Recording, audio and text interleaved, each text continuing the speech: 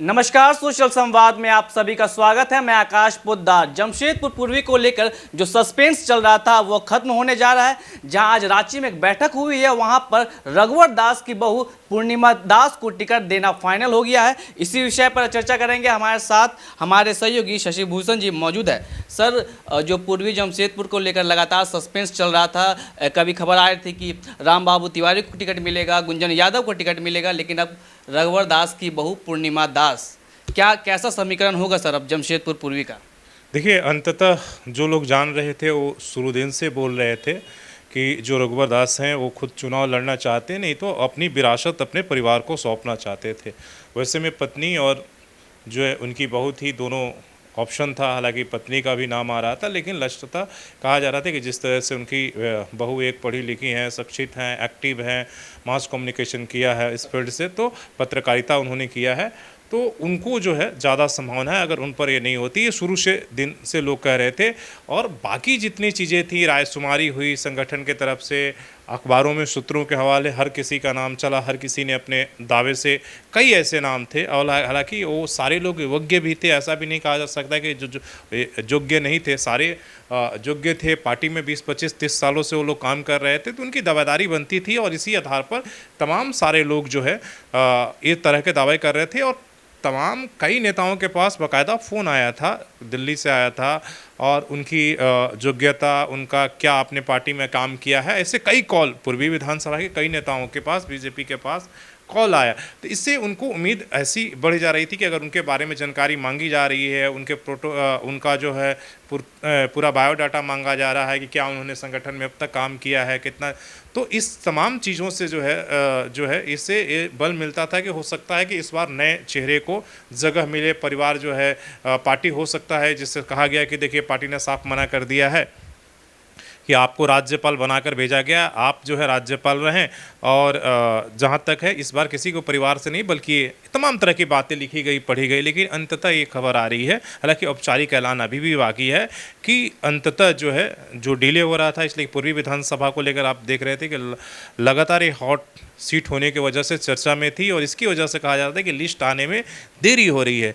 तो आज ये बैठक में एक तरीके से फाइनल कर लिया है, और जो उनकी बहू है उनको टिकट मिलना एक तरह से फाइनल माना जा रहा है। औपचारिक ऐलान बाकी है, और ये जब तक औपचारिक ऐलान नहीं हो जा सकता तब तक हम यही कहेंगे। हो सकता है कि ये वीडियोस देखते देखते भी औपचारिक, लेकिन आज संभावना है कि देर रात तक जो है, इसलिए कि आपको पता है कि नॉमिनेशन शुरू हो चुका है और कई लोग जो है सोमवार को नॉमिनेशन करेंगे। तो आपके पास सोमवार के बाद बहुत कम लिमिटेड समय बचता है डॉक्यूमेंटेशन करने के लिए, तैयारी करने के लिए, तमाम चीज़ों को लेकर। तो ये सारी चीज़ें मतलब ये हो रही। अब आपने कहा कि क्या समीकरण होगा, देखिए समीकरण तो एक इसमें कहीं कोई दिक्कत नहीं है। जैसे हमने कहा कि जितने लोग भी चुनाव की तैयारी कर रहे थे, कई लोगों ने प्लान बी भी बना कर रखा था कि अगर हमें पार्टी से टिकट नहीं मिलता है तो हम अपनी ताकत ज़रूर दिखाएंगे, हम निर्दलीय भी लड़ेंगे। कई ऐसे नाम थे, आप देख रहे थे। तो अब देखना है कि उनका क्या स्टैंड रहेगा। कई लोगों ने कहा कि देखिए रघुवर दास जी को अगर टिकट मिल जाएगा, वो पार्टी के सम्मानित नेता हैं, बड़े लीडर हैं, तो हम उनके लिए तो एक तरह से कंप्रोमाइज़ कर लेंगे, समझौता कर लेंगे। लेकिन उनके परिवार से अगर किसी को मिलेगा तो हम समझौता नहीं करेंगे, बल्कि हम चुनाव में आएंगे। तो अब देखना होगा कि वो जितने सारी बातें कही जा रही थी, वो सारे लोगों के पास क्या विकल्प बचता है और वो क्या स्टैंड लेते हैं। और एक चुनौती रहेगा कि बहू के नाम पर सबको एकजुट करना, पार्टी के अंदर सबको मनाना, सबको एक्सेप्टेंस दिलाना, ये बड़ी चुनौती रहेगी पार्टी के लिए। सवाल यह रहेगा कि सर, यहाँ से जो महागठबंधन डॉक्टर अजय कुमार चुनाव लड़ सकते हैं और यहाँ पर पूर्णिमा, तो चुनावी जो संग्राम चलेगा कैसा रहेगा?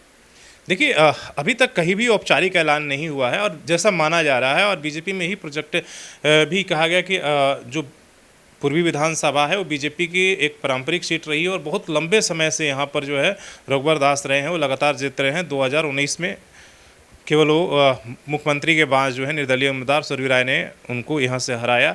तो ये सीट हर हालत में चाहिए, और उन्होंने ये तमाम तरह के तर्क भी दिया गया कि भी उनके परिवार के अलावा, चाहे उनके बिना दूसरे किसी भी आवश्यकता नहीं है कि वो सीट जो है वापस इसे पा जाए, नहीं तो यहाँ से इस बार जो है कांग्रेस बाजी मार सकती है जिस तरीके से एक्टिवनेस है। तो ये तमाम तरह की तर्कें दी गई, लेकिन अब तो इसलिए कि अब जैसे ही नाम का औपचारिक ऐलान होगा, जब प्रचार शुरू होगा, जब सामने दोनों प्रत्याशी आएंगे, इसके बाद जनता का कितना रिएक्शन रहेगा। पार्टी के अंदर तो मैंने जैसे कहा कि रघुवर दास के नाम पर जरूर सहमति थी, कई लोगों ने कहा था कि चलिए उनके नाम पर हम त्याग कर देंगे, जितने भी टिकट के दावेदार थे, चुनाव लड़ने के लिए दावेदार थे, लेकिन हम बहू के नाम पर या परिवार में किसी और के नाम पर समझौता नहीं करेंगे।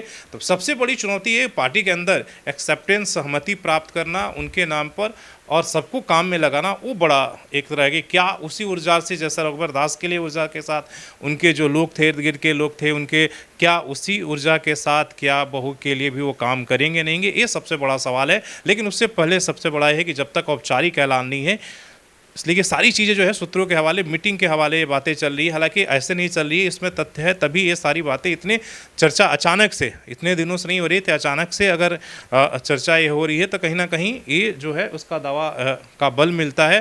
लेकिन सबसे बड़ा है कि जब तक औपचारिक ऐलान नहीं है तब तक जो है वो देखना होगा। आज ही जैसे औपचारिक ऐलान होगा वहाँ पर कार्यकर्ताओं का जोश और जुनून से पता चल जाएगा कि कितने लोग जो हैं इससे सहमत हैं, क्या जो बागी बनने के लिए अभी भी जैसे हमने कहा कि कई लोग लाइन में लगे हुए, वो क्या करते हैं। आपको सोमवार का दिन बड़ा ये हो रहा है कि इस नाम की घोषणा के बाद कितने लोग पर्चा जमशेदपुर, जिसे पश्चिमी से आपने देखा कि विकास सिंह बीजेपी के बागी बन के उन्होंने पर्चा खरीदा, तो पूर्वी से कौन कौन लोग पर्चा खरीदने की हिम्मत कर रहे हैं, साहस जुटा पा रहे हैं, वो सबसे बड़ा दिलचस्प होगा सोमवार के दिन।